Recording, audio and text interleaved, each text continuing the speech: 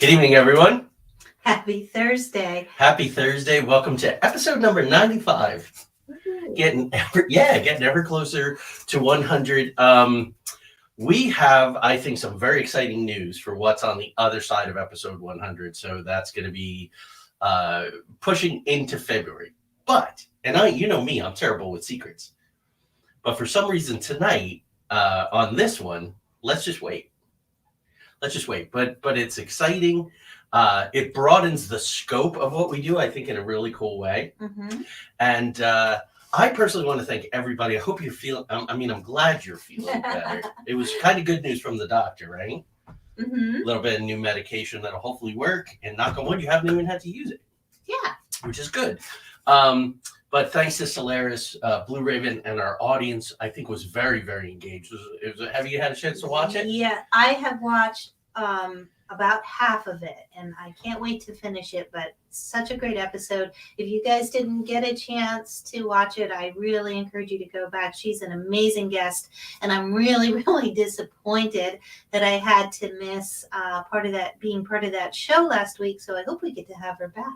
We did miss you.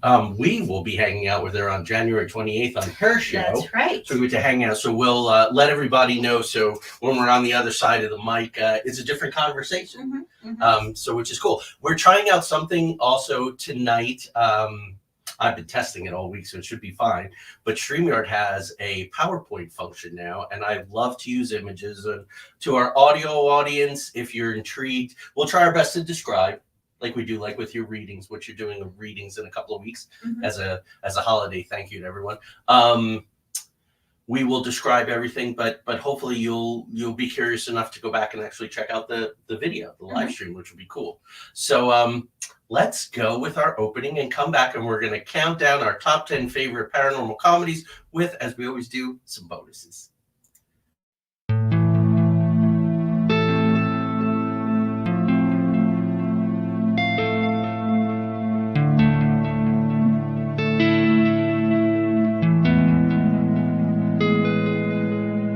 There exists a realm beyond our wildest dreams, a realm beyond reality that the gatekeepers and guardians have always told us consists of nothing but tricks of the eye, weather balloons, swamp gas, sand cranes, fairy tale myths of monsters, crackpot conspiracy theories, and desperate cries for attention. We know this realm exists, and it's just beyond the horizon. The preset path, the well-worn walkways where the cynics want us to stay. Instead, give this a listen. Put on your headphones, adjust your volume, close your eyes, and fasten your mental seatbelts, because the twilight-tinged turnoff from reality's alluring highway is looming just ahead. We're about to leave the plane of the easily explained, couldn't possibly be ease, and the no way I just saw what I saws, for the spaces and places where everything is possible, and if you stay long enough, even probable. We're about to take a journey into the outer realms.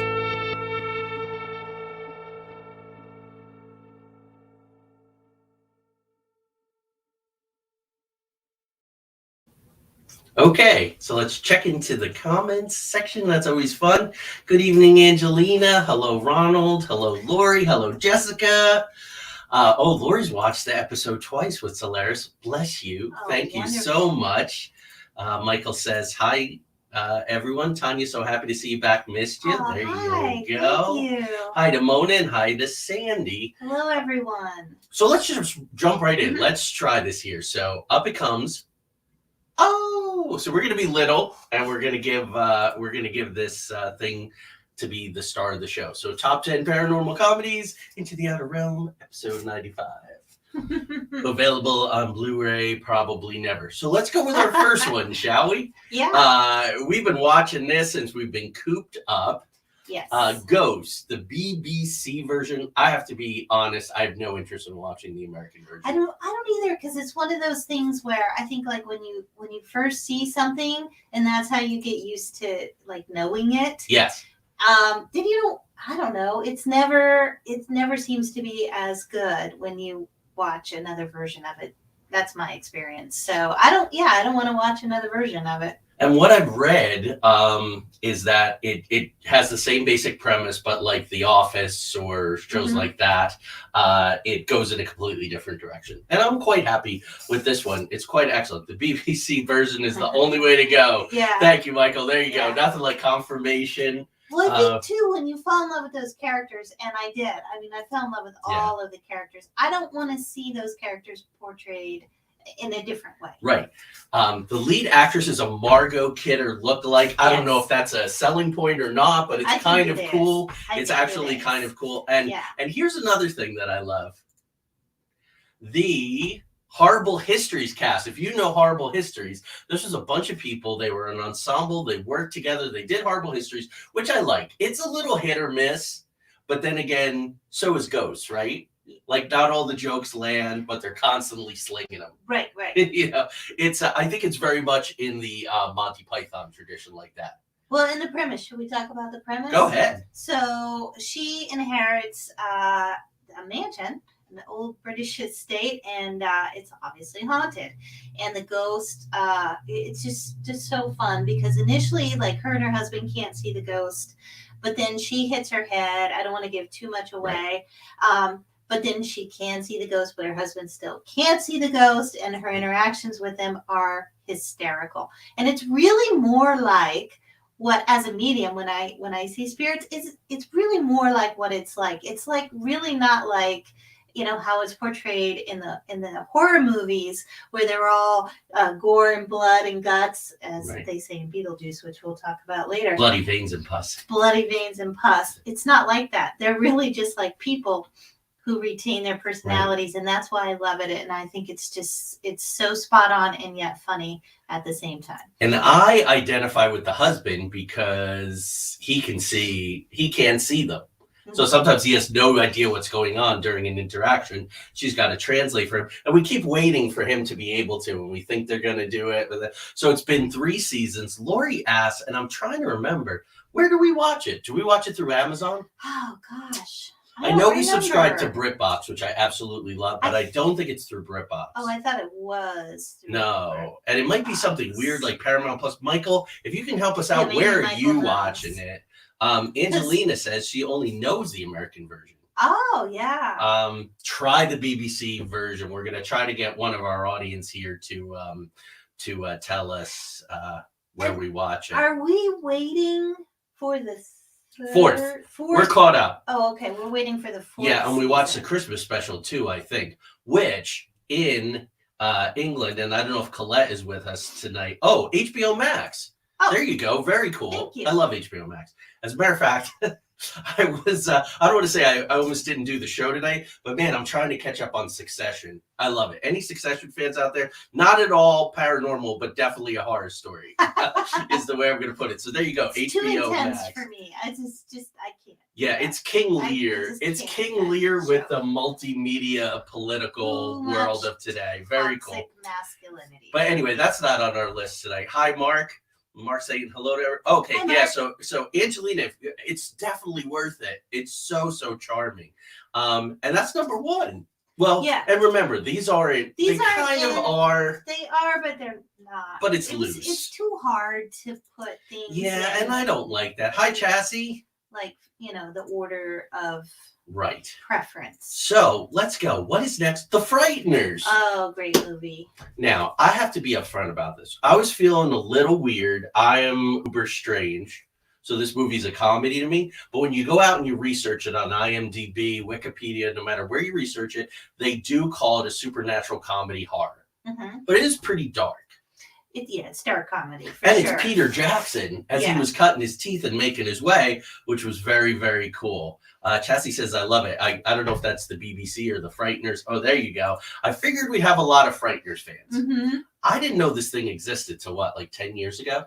Maybe a little more. No, I think it was more than that. Maybe like 12 years ago. I Yeah. remember watching it way back when it came out, and then not watching it again for a while. Right. So to kind of keep this topical for what we do, it's an interesting premise. Mm-hmm. So he can see ghosts, Mm-hmm. and he's an architect who hasn't architected in a while because his wife died in a car accident, and his life kind of went to poop. But since the car accident, he can see these ghosts. So what he does is to make money. Yeah, it is. It's pretty old, but it's a classic. Yeah, Peter. I mean, even Lord of the Rings is old now. But yeah, Frighteners is pretty old. We have years. Yeah, 1996. Mm-hmm. There you go. Sandy says she hasn't seen any of these so far. So it all depends on your taste. We're going to talk about giving them a try. Certainly BBC Ghosts is on the way opposite end of the spectrum of the Frighteners, very much. But we like them both, so maybe other people will. So it starts funny. It does. Light It does. and funny, and then it gets increasingly more dark. You have John Astin. Should I tell my John Astin story? I don't know if I remember your John Astin. So John Astin used to do a one-man Edgar Allan Poe. Years later, I myself did a one-man Edgar Allan Poe. Oh, yeah. Got to do it at Trans-Allegheny Lunatic Asylum and stuff. It's very fun. And it's not easy to do Poe, but he was doing them. But he does, when he does the Raven, he would go, Lenore. And I just never forgot that. The radiant beauty that the angels named Lenore. So all good love to John Astin, right? Adam's Family. I love John Astin. You know, he's great. But that just didn't land for me. But some of the other stuff was great. But I'll just never forget Lenore. So anyhow, so Michael J. Fox. Yes. Did I put a picture of him? No, I put him in the advertising. So I forget the actor's name. I think it's Jeffrey Combs. It is. Plays this like really wacko Nazi-esque FBI agent. Like a really strange haircut. Kind of looks like Hitler without the mustache. Really bizarre. Wears this weird body armor under his suit. He's very, very bizarre. Who plays the boyfriend? Yeah, that guy. He's a Busey, isn't he? Oh yeah, Jake Busey. Well, he's Busey. in with Yes. what's her name, who's so beautifully, beautifully weird. Oh. Anyway, yeah, I don't want to waste too much time on it. Right, I didn't want to load everybody with long like cast names and all of that because we but- got a lot to cover. Great actors. Yeah, are terrific. They're the Check serial them out. killer couple. Yes. It's like that natural That's what born killers right. sort of vibe. And that's what I mean. It starts to get dark, but yeah. Yeah, it does. And of course it gets real for him, which is great. I love that trope where you fake it and suddenly something real happens. My short story collection, the Icarus Continuum, which is on Vella right now, Kindle Vella. The third story, I'm finishing up the second story, which is a serial killer story. The third story is about a fake paranormal investigator who gets a dose of the real and it changes his life. So there you go. Yeah, very good movie, Chastity says. Absolutely. So let's move on. This is fun. What do we got here? Haunted Honeymoon. 1986. A lot of these go back a ways, but some are very topical. Old. Yeah. Yeah. So, Gene Wilder, amazing. Yeah. Dom DeLouise, hysterical. In a dress. In a dress. And makeup. Better. So it's worth it for that. Gilda Radner is her Radner. Gilda Radner best. Those of you who don't know, Gilda Radner and Gene Wilder were married. And she predeceased him cancer, which was very sad. Yeah. And he was never quite the same. That's how I would be if anything happened to you. Thank Let me you. just say. Jonathan Pryce, who I love, doesn't quite land in it. Which is unfortunate, but not everybody can be great in everything. Oh. And again, nope, No? that was the typo. Oh, but thank you. I see. Yeah. Jonathan Pryce and Jonathan Payne, I get them. But Okay, Jonathan yeah, Pryce, gotcha. yeah, Jonathan Okay. Pryce, who I love even more than him. Yeah, Angelina, there you go. And Mona, Oh, yeah, great. lot of classic. fans. Yes. There you go. Michael says, I have to watch it again.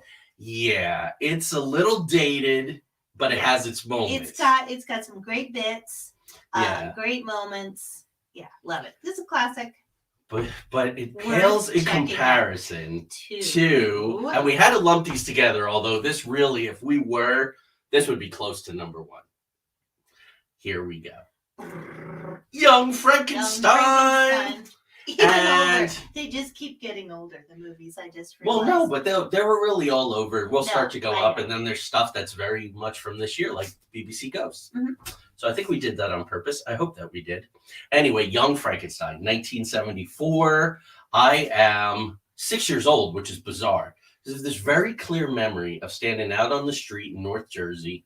Everybody's hanging out on their stoops. It's very Italian neighborhood and all of that. And my uncle, who's quite a bit older than me, and his Uncle friends, Uncle Carl, were all going to go see Young Frankenstein. 6 years old, and it might have been the first time that I was like, not jealous, because I don't ever try to be jealous, but somebody was doing something that I really wanted to do. So there you go. And just going back to Haunted Honeymoon, Don DeLouise is hysterical, as he is in so many things. So here, Lori says, on the side note, I put up on the Book of Faces, I was watching Young Frankenstein and Facebook deleted it, saying my post was offensive. Oh, I remember you telling me about Lori, this, did you quote a specific part of the movie? Yeah, we are all Abby normal. Abby something. Abby, I'm gonna tell. Abby. You know what? I'm gonna tell an anecdote because storytelling and every day is a story all its own is also a storytelling channel and all.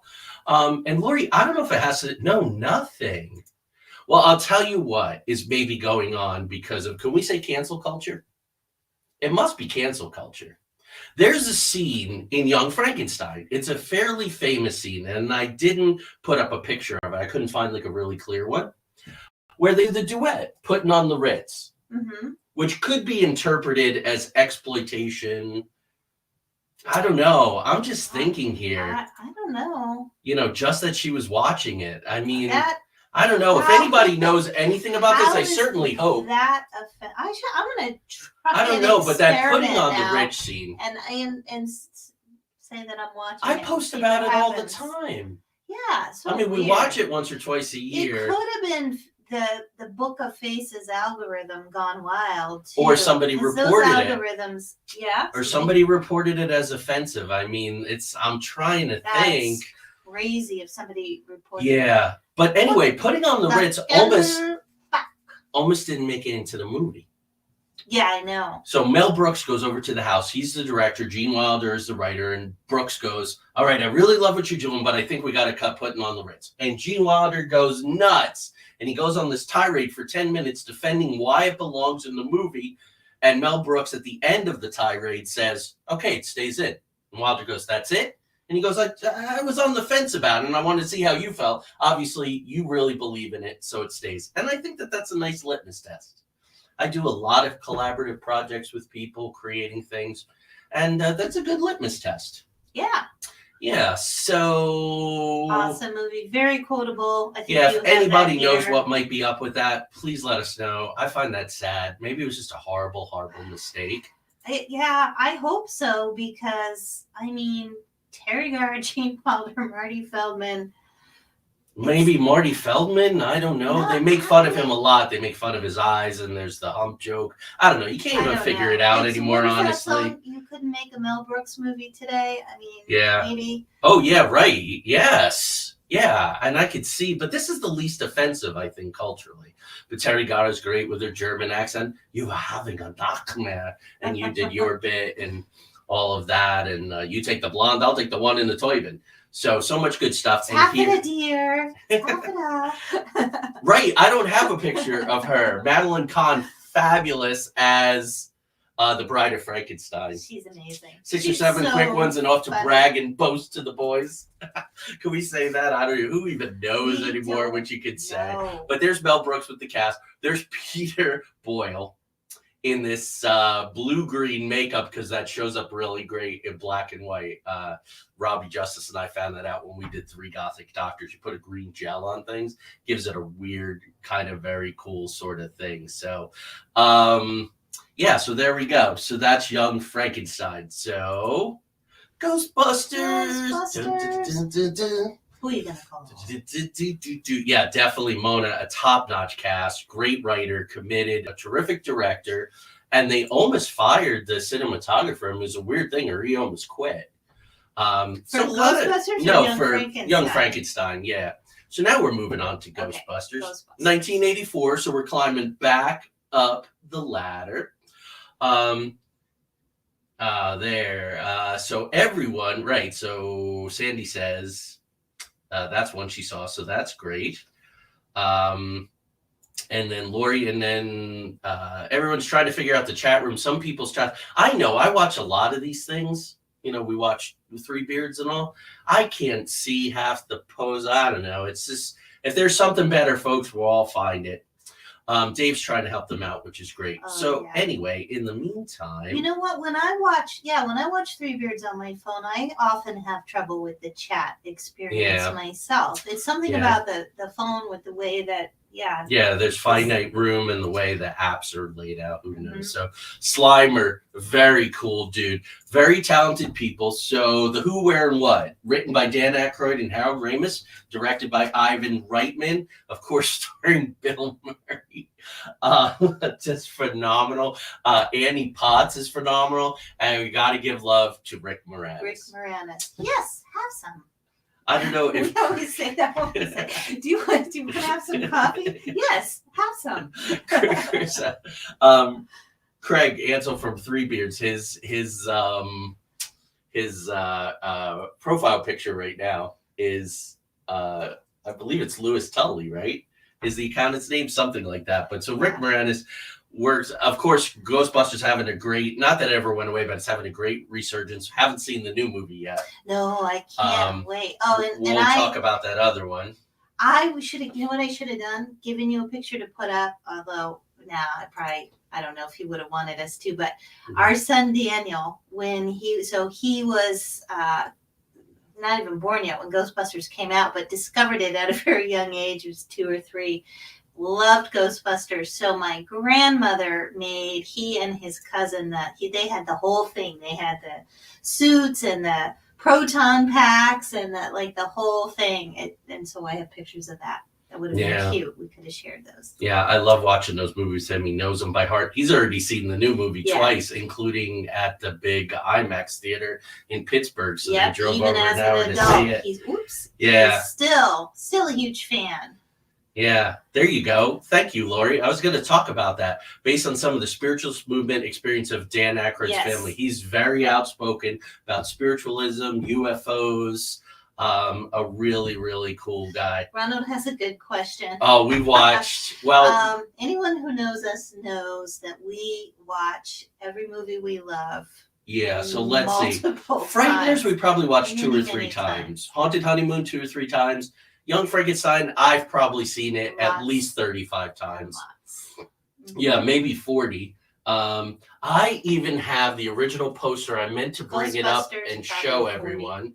I have the original poster, and I was going to show it up to bring everyone, and I forgot. My day got away from me. From Variety magazine, the original ad from Young Frankenstein. Very cool. It's down in my other office, so I'm sorry. I'll take a picture and post it. I have posted it before. Oh, I want to share a little anecdote about Young Frankenstein. Sorry, backing up just a little. So you talked about your Uncle Carl going to see it when you were a kid, and you were jealous. Well, I never saw it until we had been married maybe about 5 years, and we were at Uncle Carl's house, and the conversation came up, and I said, I've never seen it. And he said, so we have to stop what we're doing right now. You have to see it. And that's what we did. We put the movie on and watched it, and I was so glad because it's amazing. I couldn't believe I hadn't seen it up until that point, which was now about 20 years ago. Yeah, it had to be every bit. And I had amazing peanut sesame noodles that night, or sesame noodles and peanut sauce. Totally amazing. I have no idea what I ate that night. So, 0. Ghostbusters 2. Sigourney Weaver is phenomenal. Peter McNichols is great. A lot of people say the second one doesn't quite hold up to the first one. I love them both. Yeah. I love them both equally. Maybe the first one has some better, zingers, one-liners. I can't say some of them, but Bill, cats and dogs living together, total chaos, that whole scene. He has some great lines. And I also want to bring up the fact, too, because you use them with your clients, the Zenner card scene, where he's trying to pick up the girl, and there's the guy, and he keeps shocking the guy. Yeah, I don't shock my clients. No, and Just the saying. girl, just whatever he says she got them right, and then the guy is so desperate, and his gums popping out of his mouth, and he's been shocked, and he goes, I don't know, a couple of wavy lines, and it was exactly the wavy line Zener card. It's probably not called the wavy line. It probably has a formal name. Lines. But I think it's just not your day. Bill Murray. So He could be the biggest SOB on the planet. His characters. So we've come to the halfway point. We're doing really good. So we're going to beg your indulgence, and we're going to play. Tanya's working on a lot of really great Mothman products. I'm working on the escape room. I'm working on the new play for the theater company in New York. It's Mothman. In 3 weeks, the last Thursday in December, you and I are going to do a comparison of the Mothman Prophecies movie and the Mothman Prophecies novel. Mhm. So for people who are curious, what did they fictionalize? What characters did they amalgamate? What different things happened? Little trivia about where they shot it in Pennsylvania and why they couldn't shoot it in Point Pleasant. We're going to prep all that cool stuff with you with another one of these slot shows. I think they're cool. So let's do the commercial, and we'll be right back. It's only about 30 seconds.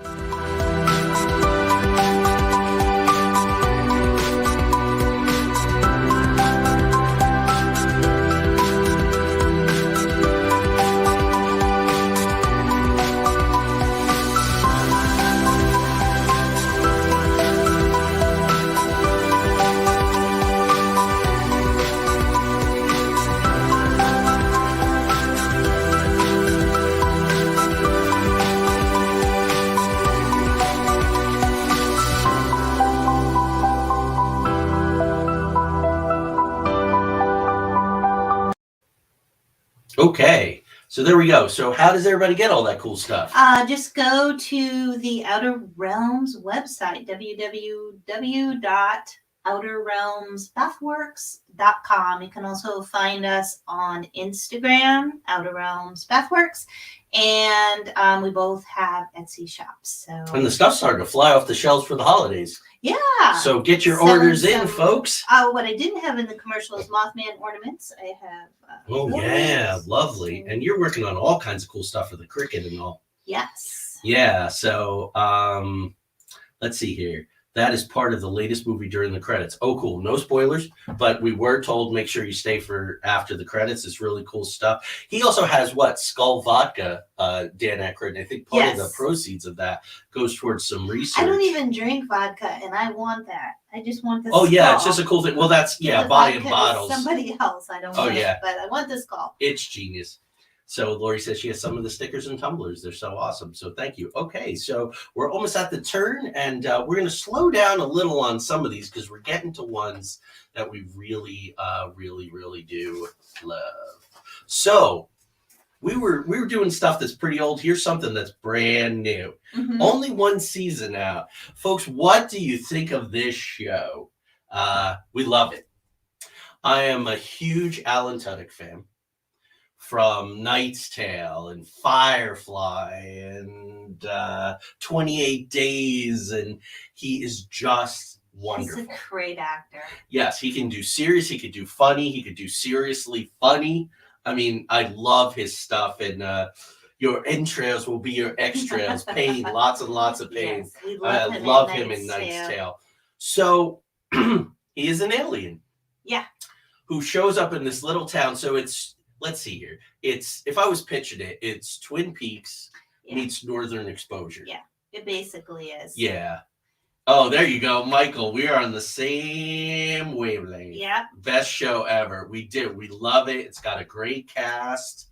Rhonda likes the clay figure reading. Well, there are some in stock. I saw them in the workshop today. So get them before they're gone. Actually, when we're done with the show, I'm gonna be like a little Santa's little elf, making more. I gotta go There you go. make some more. Angelie says she's only seen a few episodes. Go all the way through. Oh, We it's finished great. it out. It's wonderful.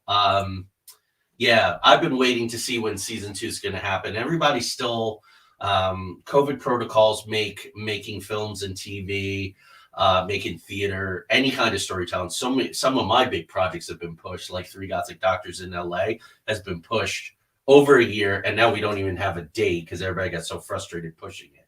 So hopefully it'll come soon and they'll start on it. Again, pulling this back, I think they get a lot of things right. And this is one thing that I love. This is him in the alien prosthetic. It's a great concept. It's a great alien concept. It's wonderful how he moves, how he morphs into a human and what that means for him.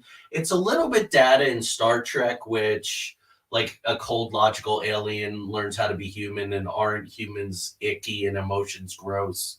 But then they sort of start to go, oh, this emotion thing isn't too bad. It's got its perks. So I don't know. It's a weird human thing where we go, oh, only humans have emotions, and everybody thinks that's weird until they, learn to love us. So I don't know that every, the Nordics, the Pleiadians, I think there's a lot of love, pure love there, right? Oh, yeah. Yeah, but it's a good device. The cast is really wonderful. Again, if you like Twin Peaks and you like Northern Exposure, it's a really nice kind of mashup of that. The small country town, everybody's got a backstory. There are some alumni. It didn't make our list, but if you like People of Earth, that was on for a couple seasons. Some of the alum from that show are on this one, and we are very much looking forward to the next ones. Yeah, I love aliens. They do aliens well. Traveler did not want to be on camera tonight. Apparently he had a long day, but he is back behind us taking a snooze. So he is there and we love him. Oh, Michael says humans are way too emotional. Just saying. Yeah. Especially lately. But then well, that's a really good point. Right. So maybe a happy medium. Certainly we can learn from our star brothers and sisters how to chill. Just kind of chill. So now for something completely different. About 6-7 weeks ago, we had AP Sylvia on talking about vampires. And man, I love this. Oh my gosh. What We Do in the Shadows, right? Yes. So a film, 2014, 7 years ago. It's hard to believe. It feels like we just saw that movie. And my favorite line, I cannot quote on radio for our fine audience. You have to watch it and you'll probably figure out. Oh, cool. Northern Exposure. I can't find. I know. They're so hard to find.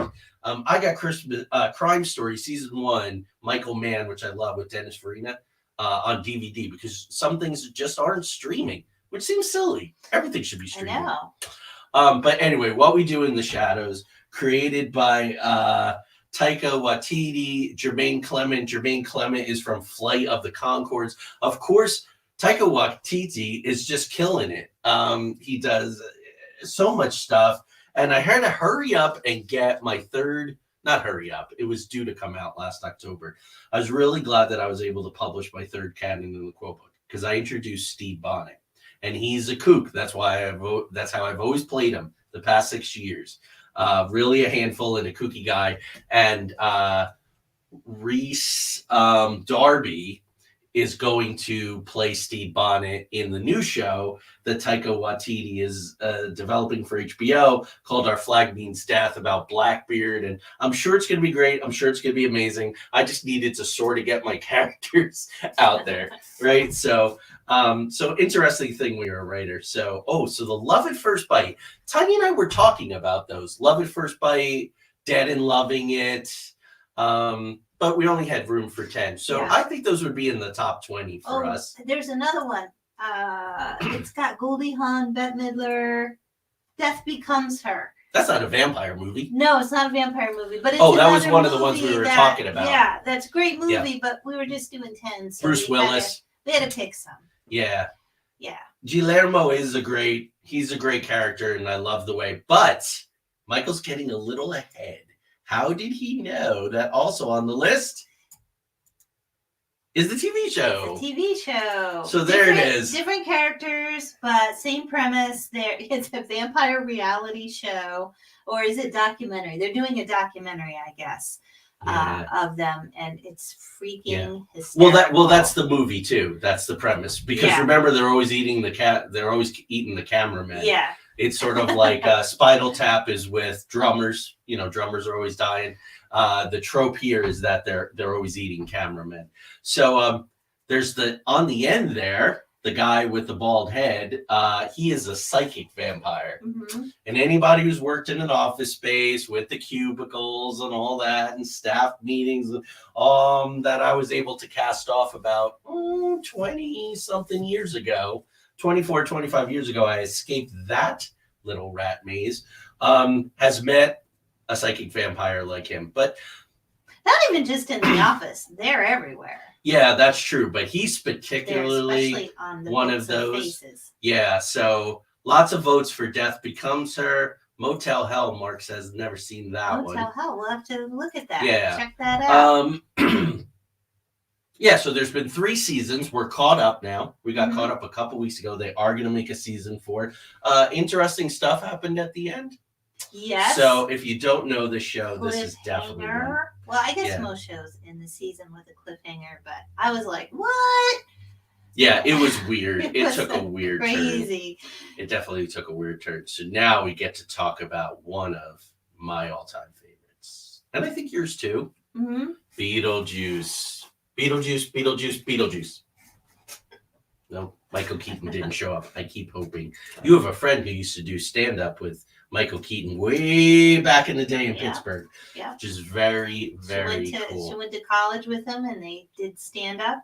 And then, of course, he went on to be extremely successful, as he should be, because he's so talented. He is. I would have to say that Michael Keaton is definitely still to this day in my top 5 all-time actors. But he was one of the guys when I decided to go to college and major in theater and English literature. He was one of those guys. Jeff Goldblum was one of those guys. Tom Hanks was one of those guys. Kevin Costner was one of those guys. Jack Nicholson. I think that was my top 5.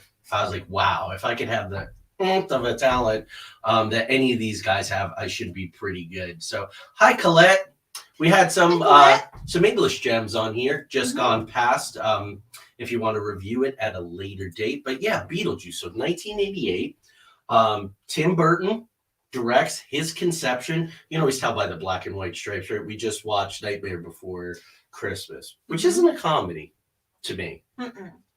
So that's why it's not on the list, but I absolutely love that. But there's a lot of the design hints that developed into that are in Beetlejuice. There are. Amazing like cast. Foreshadowing. Yeah. A very different Alec Baldwin than the Alec Baldwin that Alec Baldwin became, let me just say. Well, we all are, aren't we, though? I mean, Well, I don't know about that. I'm not being nice. I think some of us grow up and we're nicer. yeah, I mean, just in general, though, we're different than we were in 1988. Gina Davis, Gina who Davis, I love. I always Winona love Gina Ryder. Davis. Winona Ryder. We'll save Michael Keaton for now. Jeffrey Jones and Catherine O'Hara are amazing. The both of them. There's a lot of really cool guest stars. Robert Goulet, Dick Cavett, all very cool. Danny Elfman did the soundtrack. It's really very much an iconic soundtrack. I love it. And of course, there's the whole Deo, the Banana Boat song that they lip sync to and do the crazy dance at the dinner. That's very cool. I want to let you know, though, Michael Keaton, and he gets his own. What do you think? You think I'm qualified? Most of that scene, which is so good, right? Hey, look, we're simpatico. We shop at the same stores. You want to get someone out of your house? I want to get someone out of your house. Yeah. I'll do anything you want me to do. I'll eat anything you want me to eat. Come on down. I'll chew on your dog. Almost all of that was all improv. We found that out. Just very much a genius. So, yeah, especially the singing skit. It is very, very good. Daylight coming. We want to go home. Yeah, pretty soon. I'm with Sandy. I'm nicer now than when I was younger. I think that's the trajectory, and that's what I was kind of saying about Alec Baldwin. I think it went the other way somehow for him. Yeah, that was the point here. The Waiting Room, all of those, right? Like, I love it. It's very English. Oh, yeah. This idea that hell or the afterlife is this big bureaucracy with clerks. If you commit suicide, you're a public... Yeah, which no offense to anyone who's been touched by suicide. That's a difficult subject. We don't want to make light of it at all.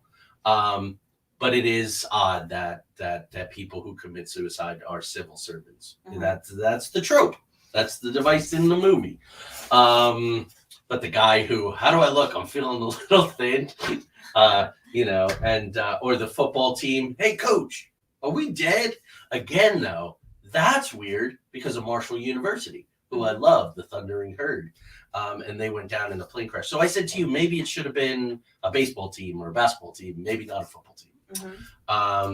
But anyway, nothing is perfect, and so there you go. So that is Beetlejuice, right? What else do we want to say about that? Yeah, the afterlife is the bureaucracy, the soundtrack. It's pretty much a perfect storm. Yeah, it's Beetlejuice. Yeah. It's a great vehicle for Michael Keaton too. Oh, here we go. Something about Anne Rice in the Interview with the Vampire. Let's go here. We have the time. David says, kind of off topic, not a vampire movie or a comedy, but Anne Rice, who wrote Interview with the Vampire, has a deal to make a movie about the family of witches. The Mayfair Witches, Rowan Mayfair. I love that book. But it was a trilogy. They lived in New Orleans. I love it. Yeah, so there's it was a trilogy. The Witching Hour. Right. The Witching Hour. Taltos. Yes. And Lasher. Or Yes. Lasher and Taltos. Good maybe. memory. Okay, I have them. They're on the shelf right back behind me, right there. I find Rowan Mayfair to be a very arrogant, I dislike that character so much, Rowan Mayfair. I didn't hate her as much as you did. I love that trilogy, though. And then there's the crossover, though. There's the crossover, and I think it starts with Blackwood Farm. The crossover between the vampire world and the witch world. So Rowan interacting with Lestat is very, very interesting. I think it's time for the Mayfair Witches. Maybe I should go back and read. Yeah. I tried to reread. It was about 4 or 5 years ago. I was going to try to reread the Mayfair Witches, and then I got sidetracked and I never did it. But I should do it. It's a great book.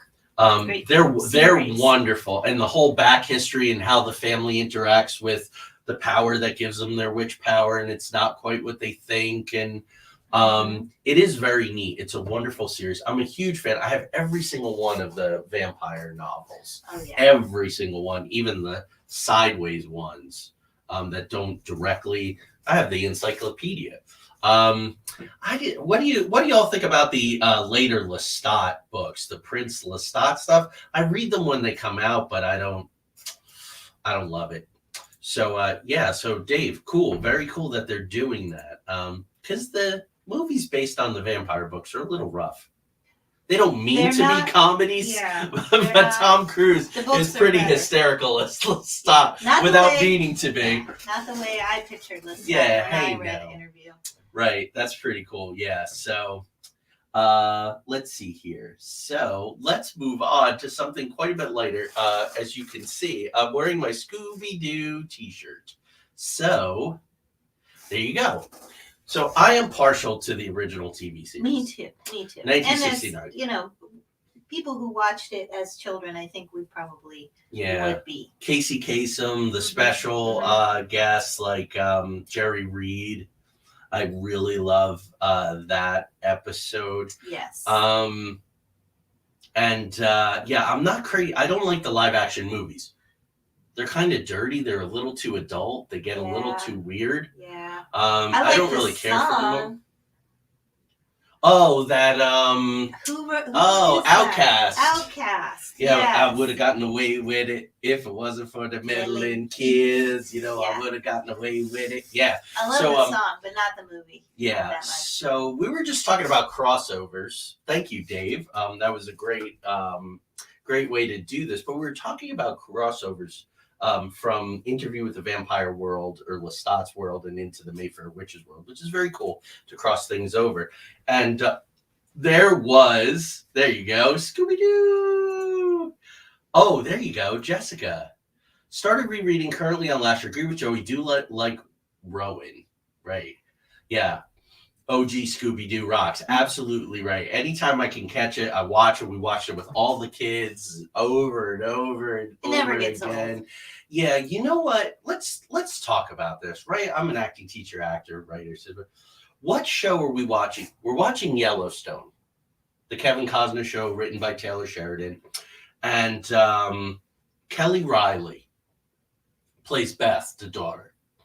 She's very, very good, I'm just going to say it, at being a bitch. Exceedingly good. But they have her play the note over and over and over and over again. Any note, no matter how well you play it as an actor, gets old when you play it over again. And I think they only show her softer side when she's with Rip, which is unfortunate because they don't have that many scenes together because they're both off, like, you know, doing Kevin Costner's Will. Badasses. Yeah, doing the Dutton Will. But, and that's the problem with Rowan Mayfair. She's strong. I love that. She's very smart. She's a doctor. She founds this whole institute and all, but she's just relentlessly snippy, and that really grates on my nerves. You know, an actor who's just the character is just mean all the time or biting or sarcastic. So thank you, Jessica, for backing me up on that. Lori doesn't like Yellowstone. It's not for everybody. Yeah. They put the character in the weeds constantly. And we're watching the latest episode, and there's this couple. They're so happy, and they've gotten away from the domineering family. It's another King Lear. Mm-hmm. You know, I might do an episode on my channel for Every Day is a Story on its own, just talking about this King Lear complex, right? The father who is so egotistical and so domineering that he pits his children against each other, and it's total carnage. You know, so thank you. So we got a little off, but we had the time to do it. So crossover that I loved. They did Supernatural. I didn't see this one. I'm like one of the 10 people in the world who watched Supernatural to the bitter end. And I was very, you bailed on it. A decade ago. Leviathans or whatever? Yeah, which was season 5. And I think they went season 15. Yeah, Dick Roman. It was just bad. I was done. Yeah, but they made some adjustments. I stuck with it. Season 7 was definitely the low point. It got back to it. So, but anyway, season 13, episode 16, they did a crossover episode with Supernatural and Scooby Doo, and I loved it. And Dean, of course, had the hots for Veronica. And at the end, he's wearing a red ascot like Fred does. And it was cool watching him because Dean loves to eat pie and cheeseburgers and all. And he eats one of those Scooby Shaggy specials and his mouth opens real wide. It was very, very cool. They did all the tropes. As you can see, they brought in a Scooby Doo animator, and they blended really, really cool, which was awesome. So even if you don't watch Supernatural, you're not a fan, but you love Scooby-Doo, it's definitely worth checking out, watching. I think Supernatural's streaming a bunch of places now. So Jessica's still talking about Rowan, which I think is okay. She's cold, which I wouldn't necessarily not appreciate it, but she does it in a snooty way. Yeah, that's exactly it. Also tried Yellowstone and couldn't get into it, which is strange because I love me some Kevin Costner. Amen. He is my guy. But I will tell you, Taylor Sheridan, the writer, puts them in the weeds constantly. They're constantly in trouble. Things are blowing up on them. People are only happy for 30 seconds, and you're like, that one's about to get it in the face. So it can be exhausting. Yeah, it's. Yeah, and Succession is like that too. It takes some energy to watch. I like it, but it's kind of exhausting. Yeah, Angelina says, I'll need to see this. Yeah, it's very fun. It's only, 42 minutes now, I think, an hour-long show is. That's all the material they get you because of commercials. So we got a little bit of time left, and we're going to do our all-time favorite. We revisited it. We just watched it. When was it? A couple weeks ago. Was it that long ago? No, maybe 1.5. Yeah, last week. The Bodyguard. There was a rumor that The Bodyguard was based on Princess Di a little bit, and she was going to do a sequel before she died, and there was a rumor that Kevin Costner and her were involved. Yeah, and she's maybe going to do it, and she's going to act. Yeah. Bodyguard's a great movie. A lot of his movies are good. Talk about comedies, Bull Durham, and, stuff like that I love. So here we go. It is, come on, audience, X-Files, Season 3. This is the all-time best. Episode 20. Episode of X-Files. From 1996. Ever. So the year before my life blew up and I reinvented myself and I met you and all that kind of good stuff. But X-Files, Jose Chung's from Outer Space. Now, Dan got us the first 2 or 3 seasons of X-Files, our son, because we were getting all into the paranormal. in the holler, going to Point Pleasant, had the weird experience, and neither one of us had ever watched X-Files. Yeah, well, in the 90s, I didn't really watch television. I was just never, even as a kid, I watched MASH, and I think maybe that was it. I was, and MTV, of course. In the 80s, we all watched MTV, but I wasn't a big television person. So in the 90s, I wasn't watching X-Files. I wasn't really watching anything, not even Friends. I didn't watch any of I was those keeping things. busy too. I worked a ton of hours. I played golf. I was very into car racing. I was a very, very different person. That's why I say it was my old life. It was very much, completely different. So same thing. I think I watched every episode of X-Files. We bailed after season 5 or 6. Yeah, I don't remember. I do like both movies, and they get really harsh, but I liked them. And Bill and Connolly's in one, and I like the movies, but after 5 or 6 seasons, I find most TV shows have run their course. Wasn't it after Mulder's gone? Yeah, That's when he was I doing didn't his care thing and becoming a anymore. movie star, and they replaced him. That's what. Klutz has never watched the X-Files. It's been on here in the UK. Never watched it. It's it's hit or miss. But as we go through talking about Jose Chung, not only is it funny as heck, It is so well done. it is so crammed full of homages, which is great. Yes. And it also is, it's the one episode, and you guys know over the 90-something episodes that we've done, I bring up Chris Carter sometimes because he really has it. It's not one thing. It's 5 or 6 different things. And this was the episode, even though Darren Morgan wrote this episode. And he also wrote Clyde Bruckman's Final Repose, which has Peter Boyle, who was in Young Frankenstein. That's a funny one. War of the Copperfoshes, which is very good. And then in the reboot, which I didn't love, he did one each of the 2 seasons of the reboot. He did Mulder and Scully Meet the Were-Monster, which is a very funny episode. It has Rhys Darby, who was the werewolf in What We Do in the Shadows, and he's going to be Steve Bonnet. We're all kind of coming together. And The Lost Art of Forehead Sweat, which had one of the alum from People of Earth. So, really? There's an X-Files movie on HBO Max right now, but as far as I know, there's only one X-Files movie. If so, I've seen it when it first came out. There are 2.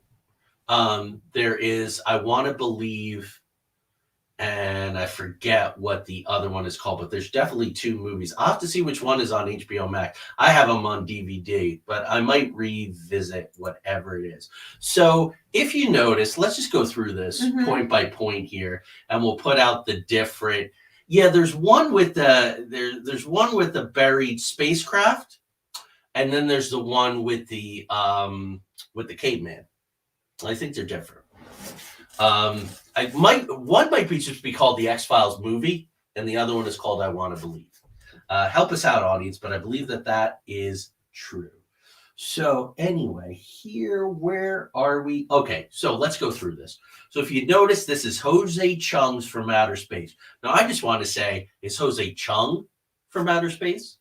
Or is it his book? I think it's both. Although that never quite came out. You know what I mean? Like as to say, Joey Medea's From Outer Space. Or if I wrote a book from outer space, you'd say, oh, it's Joey Medea's From Outer Space.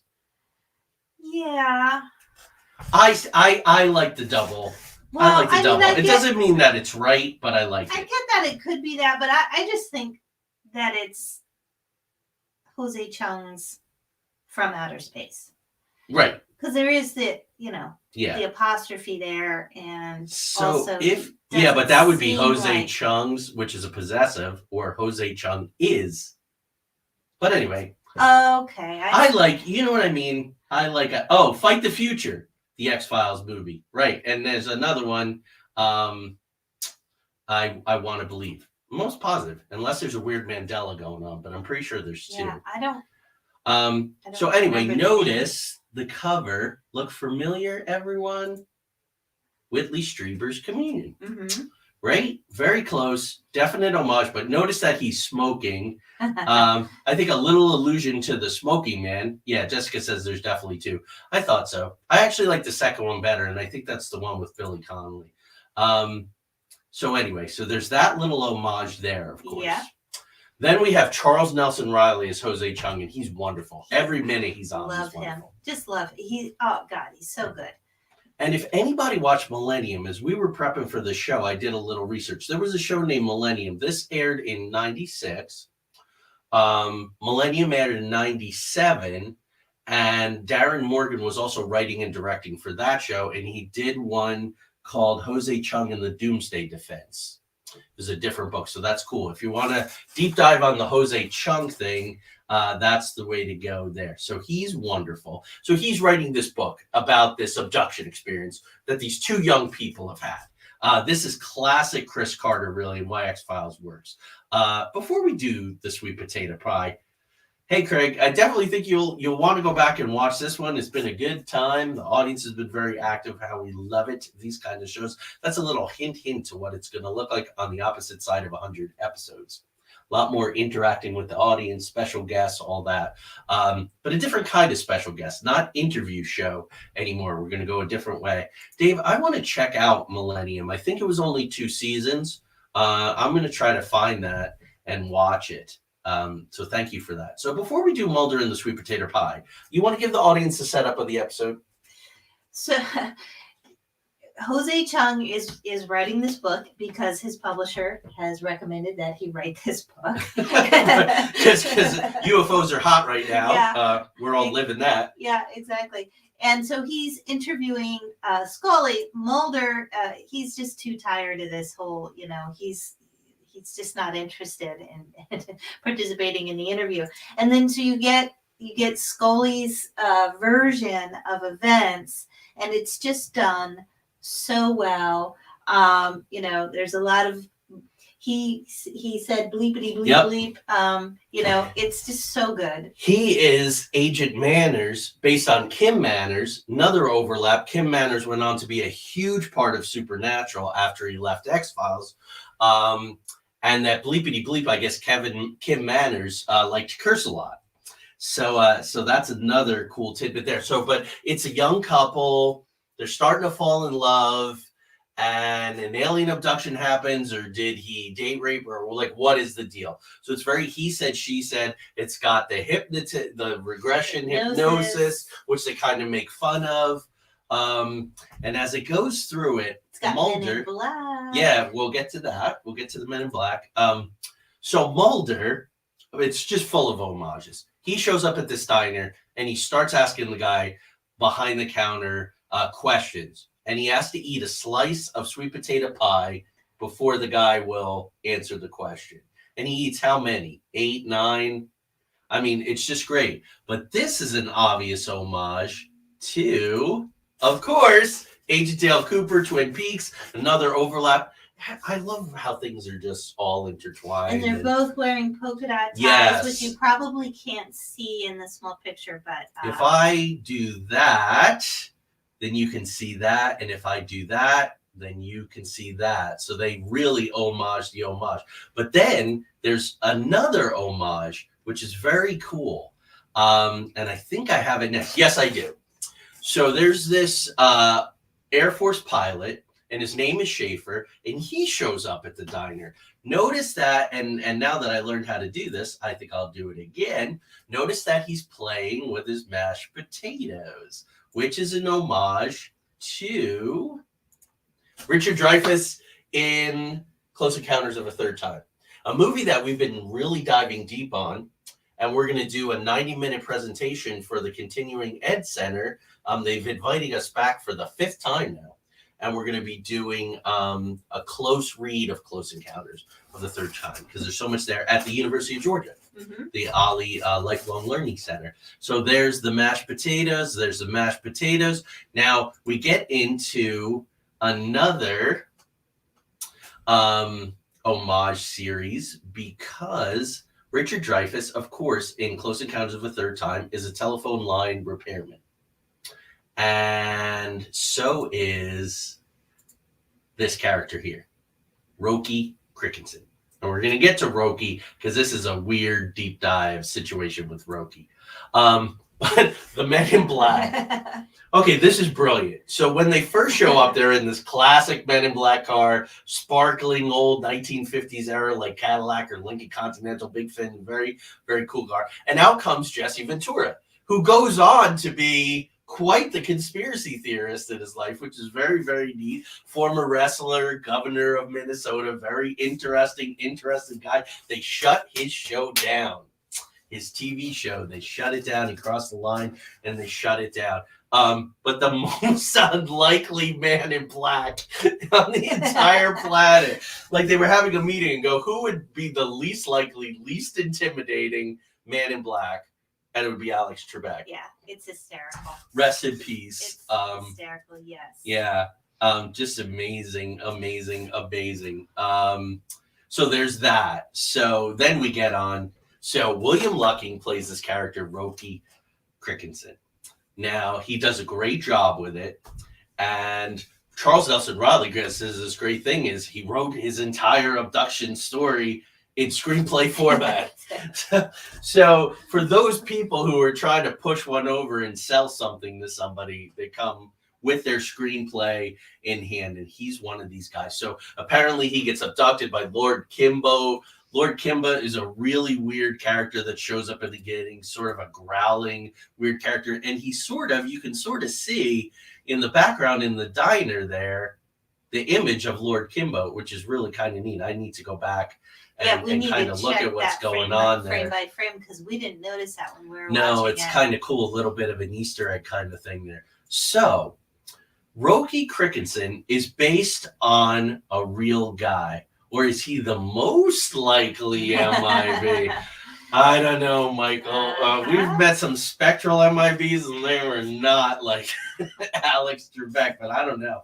That would be a weird mind screw. Can I say mind screw? I'll say that. So, but a good point. Yeah, we have to kind of entertain that. They are weirdos. They are very strange. So, Roky Crickenson is based on this man, Roky Erickson. Now, I'll make this big again here. Roky Erickson suffered from paranoid delusions, schizophrenia, spent time in mental institutions, but he believed that he was possessed by a Martian, and the devil was somehow involved. So after one of his stints in the mental institution, he came out. He was really a pioneer of psychedelic rock. So he's an important guy in the history of music. Roky Erickson, but Roky Erickson and the Aliens, and the album is called The Evil One. Okay, now what becomes really, really interesting about this, and I have it written down here. Do I have it written down here? Yes. Darren Morgan wrote an episode, like I said, of the reboot of X-Files, and it was called The Lost Art of Forehead Sweat. It opens up black and white in a Twilight Zone homage. And there's a guy sitting at the bar, and he's talking to the bartender. He says, I think that the world is full of Martians. I think they're everywhere. And the bartender says, well, just look in the mirror. And the guy sees that he's a Martian, and the bartender is a devil. So for those of you who really like to get involved in the deep dive of homages like I do, Darren Morgan has a whole thing going on. And then I want to end with this before we end and say goodnight. There's the smoking man, who's such a large part. You have the smoking alien, and there he is. You can't quite see it. You can find a GIF, whatever they're called, GIFs, online of him smoking. But it's actually an Air Force pilot in an alien costume for a big government disinformation campaign going, this is not happening. This is not happening. This is not happening, because he's actually been abducted. So again, to wrap all this up with the Chris Carter stuff, why I love him so much is some of it is real, and some of it is confabulation, and some of it is screen memories. And some of it is government disinformation. And some of it is people lying because they want to sell a screenplay or sell a book or all that kind of thing. And some of it is something that we probably don't even possibly know, right? John Keel said in Mothman Prophecies, I'm no longer interested in the phenomena, but what's behind it. And we still don't know for certain, for sure. Rosemary Ellen Guiley was working on a theory of everything, that it was all some form of jinn who are on a parallel universe and are made of plasma and, you know, appear in the Quran and all of that. But that's why I love the X-Files, because Chris Carter was looking at all of it. Some of it's wishful thinking. Some of it is we so want the truth of what happened to us that we overlook logic and we don't treat people very well and we get on this crazy quest. I did not know that Chris Carter wrote an episode of Kolchak. I have Kolchak the Night Stalker. I'll have to look back and find out which one that was. Thank you, Mark. The alien looks stoned. Yeah, I think it's just a cigarette, but who knows? So anyway, folks, we are going to wrap up for the night. Next week we have Hadley Thorne. Many of you know Hadley and are a fan of her shows, of her novels. She's one of the driving forces behind Weird Realities. Next Tuesday, 2 days before she's on our show, I'm returning to Weird Realities Inc. to talk about my novel series, The Stanton Chronicles, with Joseph Hansen and Morgan Calder. They're a great group over there.